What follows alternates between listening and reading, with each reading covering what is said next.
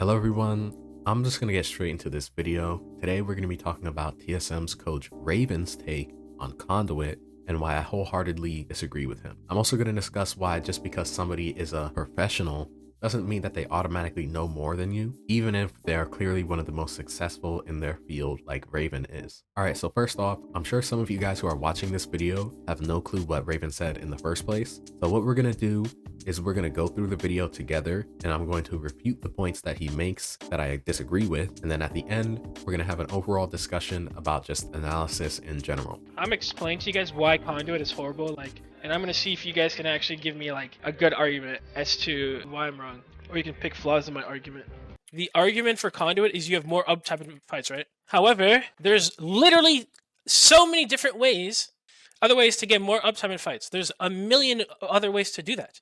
This is very obvious. Better armors. You do 100 damage to someone in a blue armor, they're either going to have to heal for 10 seconds, or they're just going to have to stay down 25 HP of flesh the entire fight, which means they're just down one level armor. You can have more uptime in fights by literally having better armors, okay? While obviously his point about maintaining uptime in fights by having better armors is true, I just feel like it's a pretty poor point in this context. Reason being is that simply stating that you just need to have better armor is kind of silly considering that it's entirely luck based. You can't guarantee that you have decent armors in game, especially when playing from a worse POI. Even when you do play from a solid POI, it's entirely random whether you find armors at your drop, if there's crafting at your POI, etc. However, Conduit isn't a random variable. By selecting her, you can count on having that uptime advantage in essentially every scenario, which is especially helpful when playing from worse POIs. 2.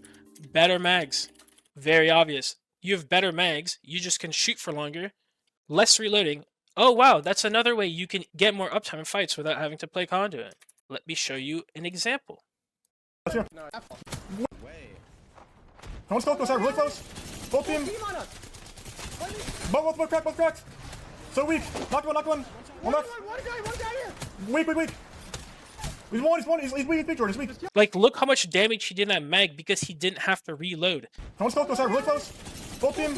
Okay, that Catalyst is reloading right now. That guy started reloading on DZ's team. And then he played the knockdown for that part.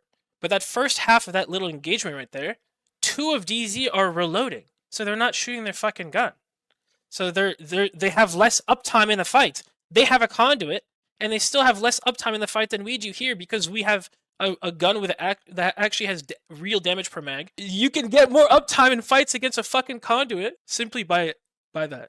Obviously, the knockdown helped at the end, but the first half. This is a good example of explaining why having better mags and also one's gun selection can lead to significantly longer uptime in fights. However, it's honestly a pretty terrible example of explaining why Conduit is unhelpful in gaining uptime for a fight. Obviously, Conduit Q is not going to be helpful when you're quite literally barrel stuffing somebody. It's impossible for the ability to even be active in that very specific scenario anyway. This gameplay clip I feel like is entirely irrelevant to the Conduit discussion, but anyway, better mags is again another loot/POI argument that is random. And the idea is that Conduit can help level that playing field, especially from a worse POI. He then goes on to make points about having more bats and selecting better guns, which I'm kind of just going to skip over because it's a similar point. Both of these things obviously increase uptime, but they're not necessarily anti-Conduit arguments. They're more having good loot is good arguments, in my opinion. Anyway, by picking Conduit, you can control that variable, which is especially helpful from a worse POI. But even from a good one, having good loot plus a Conduit is even more of an advantage. Dark Zero seems to be taking full advantage of that idea, considering they run Conduit, and after 3 weeks, they are comfortably in first place. Is this not just a POI argument? Let me highlight this part right here. Better armors. You guys saw the teams that we were running into for the most part. They always had worse armors than us. This? Why the fuck would we need to play Conduit if we can sneeze? This is the command center team, dude. If we can sneeze on them and they just die, why would you play? Why would you ever play Conduit from Elrod if that makes no sense? And if the argument is you play Conduit from worse POIs, let me explain why that doesn't work. Well, if you're playing from worse POIs, don't expect to win, like LAN, obviously.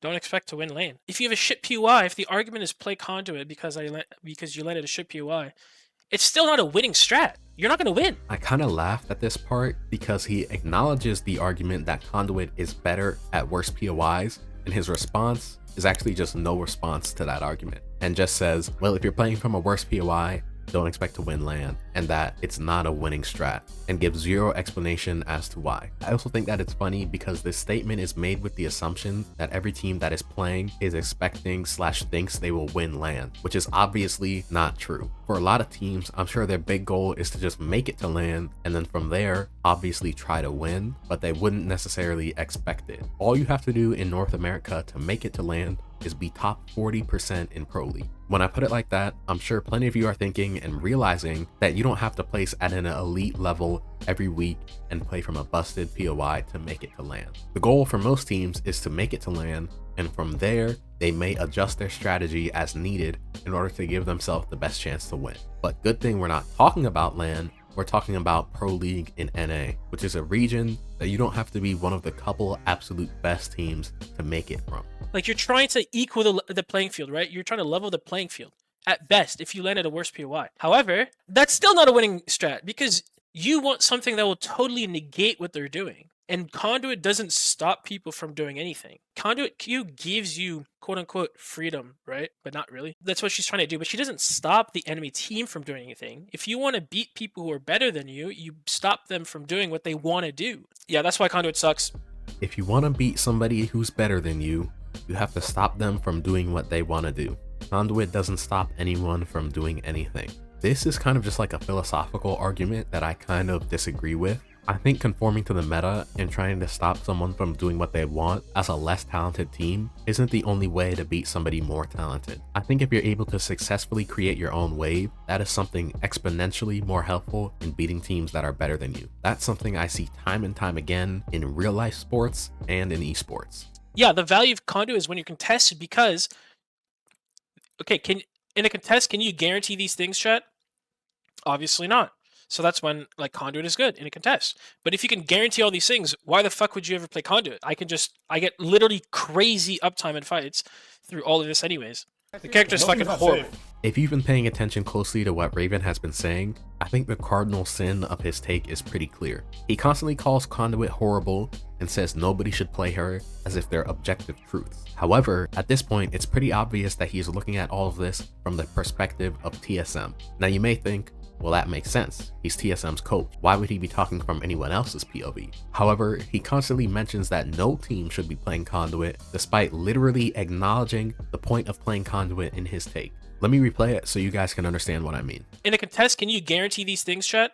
Obviously not. So that's when like Conduit is good in a contest. But if you can guarantee all these things, why the fuck would you ever play Conduit? So as y'all heard, he clearly acknowledges that if you cannot guarantee those advantages that he mentioned, then that makes Conduit good. Well, you can't really guarantee those things while in character selection.